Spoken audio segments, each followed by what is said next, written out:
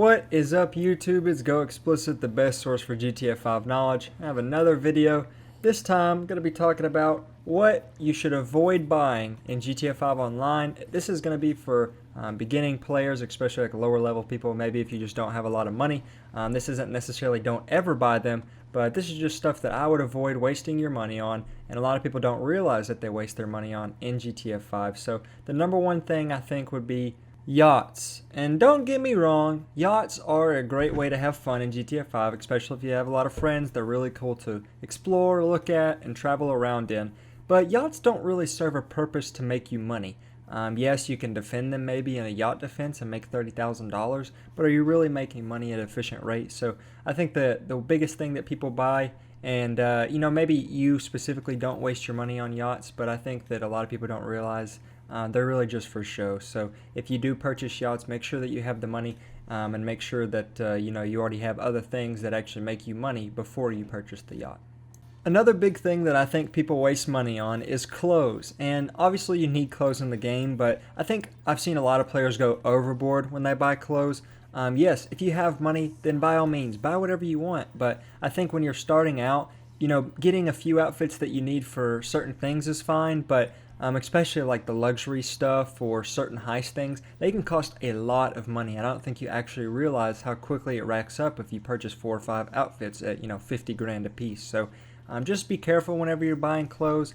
They do cost more than you think, especially like the already set outfits. There's a lot of clothes out now. The game has been out for so long that you can purchase different things for specific occasions or stuff you saw in certain heists, things like that. So just be careful whenever you're buying clothes because they do rack up pretty easily.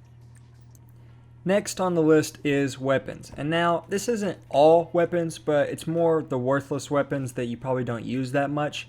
I would say that you probably need like the special carbine, sticky bombs, probably like a minigun or RPG, something that is explosive to blow things up. The up and atomizer is pretty important, but a lot of people buy every single weapon, and I just don't think that you use every single weapon, especially on like a daily or sometimes even a weekly basis, that you're actually going to get your money out of it. Obviously, if you have the money, like I said, purchase whatever you want, but a lot of players, especially myself when I first started out, I went crazy on wanting to buy so many weapons, and you buy it, you customize it out, and do you really use it? So watch out for the weapons that you're not going to use. Another thing that's near and dear to my heart in GTA 5 Online is the cars. And so I know that when you first start out, you want to have all the cars, you want to be able to drive the fastest stuff or just drive whatever you want. And although the more you keep playing, the more money you get, the more cars you can buy, I think that beginning players need to see that cars, especially the more expensive ones, can be the quickest way to not have money in GTA 5. So I think you want to buy the necessities first, maybe get you a fast car in a super mode. I want to get a sports car that's quick, maybe have a truck, obviously a Oppressor Mark II or motorcycle. You kind of want to get each genre of car, maybe. Focus on stuff that you're going to use, stuff that makes you money, necessities within the game. Cars will definitely add up if you aren't careful. Next, you want to be mindful of the non-essential Warstock vehicles that you want to purchase. Some of these things can be used to make money, which is great, but a lot of this stuff is just for show, especially later in the game. When it first came out, there was a specific purpose for it maybe, but a lot of these things in planes, cars, whatever you buy, you're probably not going to use as much as you think you'll use, like the anti-aircraft carrier or even the Blazer Aqua. Yes, they're fun to use and they have specific instances, but stuff that I really only use is like Hydras or Cargo Bobs, Oppressor Mark II, a Buzzard Attack Chopper if you're just starting out. These are the things that I'd probably save up to buy first.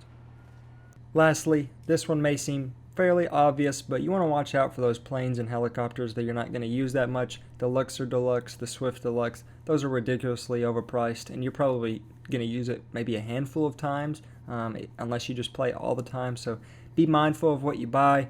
Go for the things that are really going to make you money. I think the Buzzard was probably the first thing I bought and the most used plane or helicopter that I have in the game. A Hydra is absolutely wonderful.